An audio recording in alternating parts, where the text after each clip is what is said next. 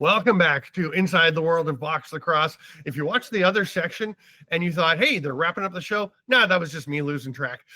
We have one more section. We have our awards watch, our awards alert.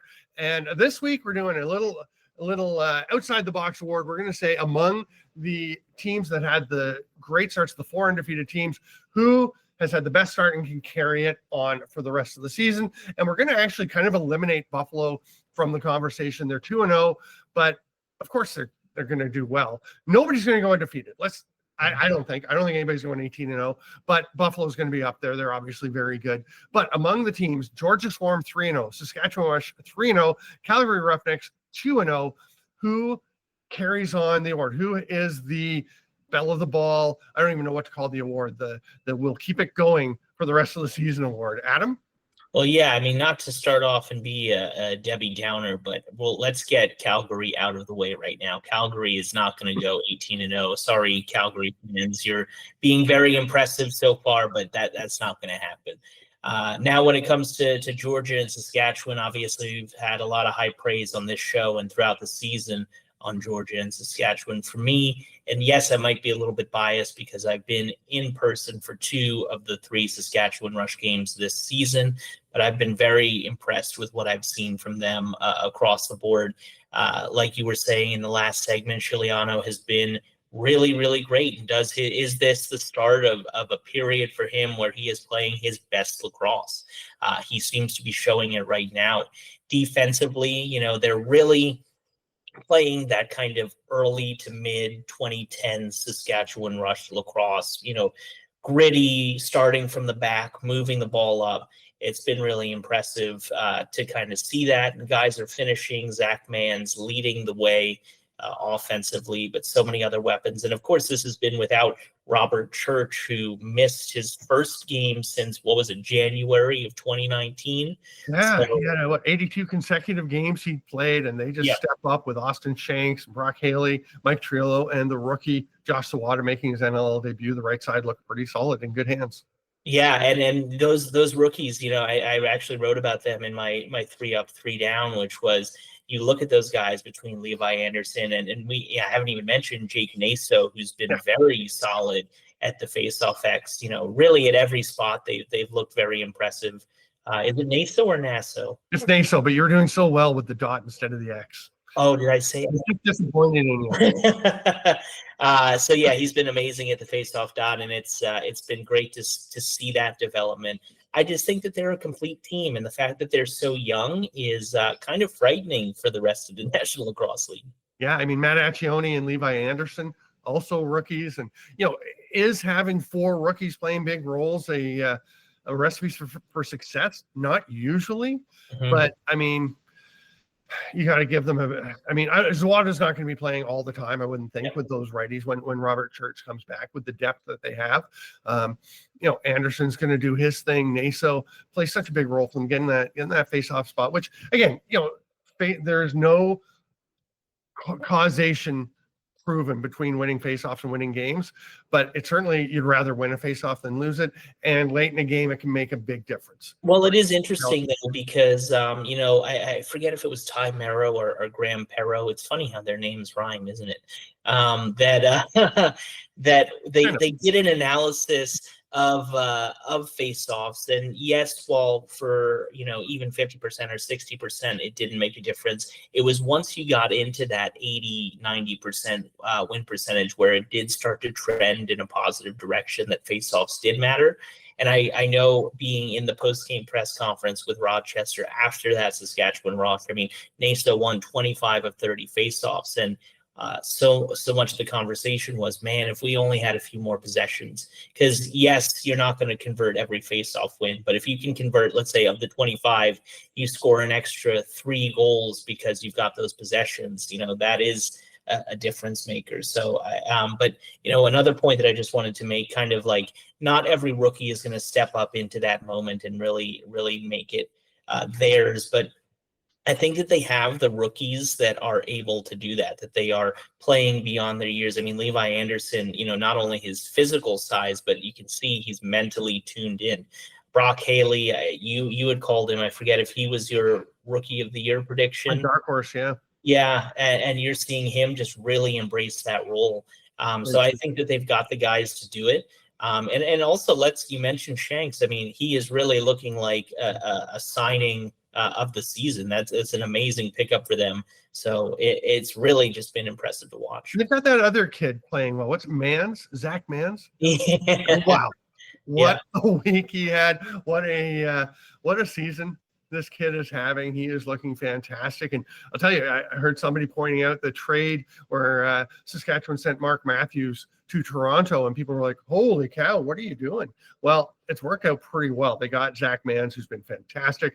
They got Adam Jay, who's part of that really solid defense. And I believe the draft pick they got, did they not use that for Levi Anderson? That I don't know offhand, but I trust your memory on that one. That's not a bad.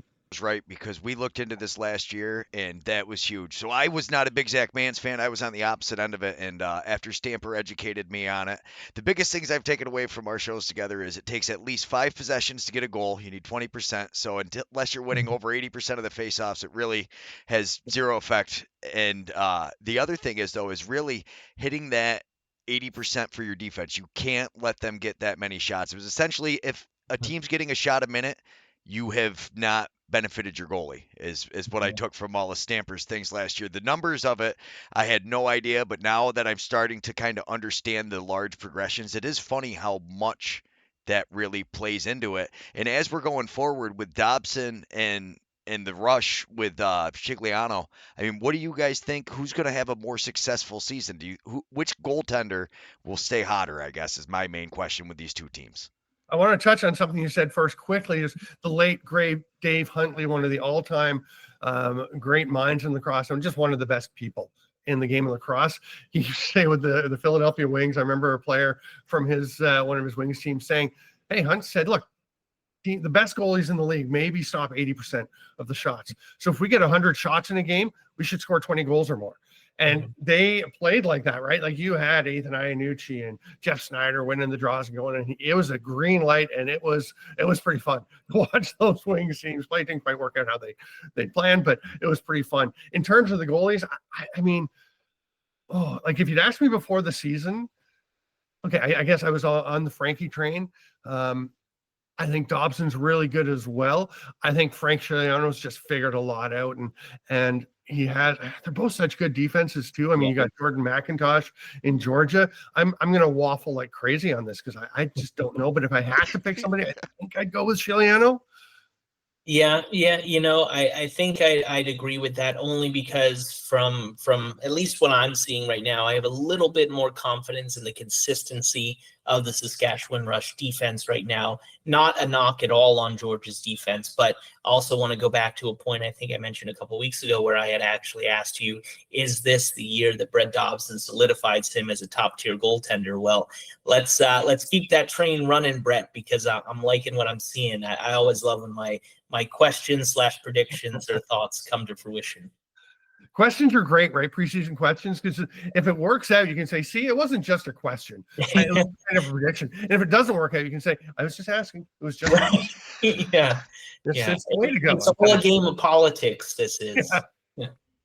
Yeah. I think, I mean, the thing is, Dobson is a very good goalie. He is, young, figuring it out, although he's getting in that young / veteran area. But the defense, I think I mentioned Jordan McIntosh is such a great leader there. Kaysen Tarbell, so underrated. You've got guys like, Brian Cole, who you think of because he scores so much. But he's a good, solid defensive player. You've got some guys who are really good there. Now they are going a little depth here. They have some players out with injury. They just put on the injured list. Jeff Henrik is out, and I think that's it. Okay. Interesting. Okay, so I don't know. I think they're good. It's one of those things where the team, the sum of the parts is greater than the whole is greater than the sum of its parts, right? We've got all these guys who are good players. You don't have a lot of kind of big name players. Wiedemann maybe. Maybe McIntosh, Jeremy Thompson obviously has been around for a while, but I think with guys like TJ Comizio, John Rannigan, Mike Manley, it just adds a lot to a very gritty defense that just seems to do it every week. Yeah. I mean, the veteran and experienced presence that they have on that back end, so many guys who have worked together, really know each other. They've got a core back there that's always incredibly helpful. Also, just interesting because we have been talking and we've been praising both offenses and their potential, but really they're barely only averaging over 10 goals a game. I know, right? So, the fact that they have so much potential, both of them, and they're not really hitting that as to this point, when we see them at their best, that'll be kind of give us a better indication of maybe what we can expect as the season goes on. Yeah, I mean, you can pick a player or two for each team. Like Shane Jackson had a relatively quiet season so far, 7 points in 3 games, including just 3 goals. I think you're going to see more out of some of those guys. And then you look at Saskatchewan, and again, Zach Mans has been ripping it up, and Austin Shanks. Haley's coming along, but after that, I mean, they've only got 3 guys with 10 or more points. After that, you go to Levi Anderson and Jake Boudreau with 5 each. Ryan Keenan only has 4 points in 3 games. Church has played 2 games, has 4 assists, and now is out. So I think there's a lot more to come there as well. I think both of them are going to regress to the mean in the sense of getting better offensively. Yeah, I mean, that trio that you just mentioned for Saskatchewan, I mean, that is a vast majority of the goal scoring. And then you could say the same with Lyle Thompson. I mean, 10 of the 34 goals just on his own. So, finding those other options and having those guys finally finish and get to the back of the net will be key. So I think we have landed on Saskatchewan as our award winner at the moment, our leader in the clubhouse for the unbeaten team at this point, who will be holding on to that the longest, other than Buffalo, of course, who we obviously all think is going to be pretty good. Just remember, though, as much time as we spend on the thruway, Mike Manley's the best player. He's a New York State trooper, so he watches the highway. So as much time as I spend on the thruway, Mike Manley, I think you're the best defensive player in the league. You're amazing. Just remember that. Amazing. And just the best guy, and probably has the best mustache, right? Oh, that's really tough. I mean, Phil Caputo. What about Clark Walter? Clark Walter's got what's wrong with the stash and Clark Walter? It's fine, but I mean, Mike Manley, look at it. But I do have to ask, and I'm sure that the viewers would be interested to know, Stamper. We're saying, of course, without Buffalo, I don't want to be hyperbolic, but of course I have to ask, is there a realistic chance with the way that Buffalo is looking that they can either go undefeated or be very, very close? And we're looking at a 16-2 type season, 17-1, something like that. Are they that good this year? Maybe. They're very good.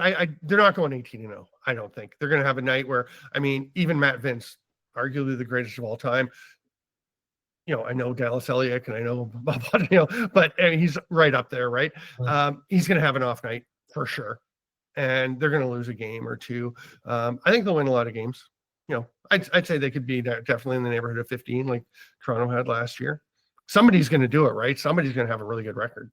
Yeah, I think that with the injuries that we're seeing in Toronto and the way that kind of things have unraveled there, Halifax, the way that Buffalo has looked, I think that I'm going to say, go out on a limb, that I would not be shocked if they get 16 wins this year.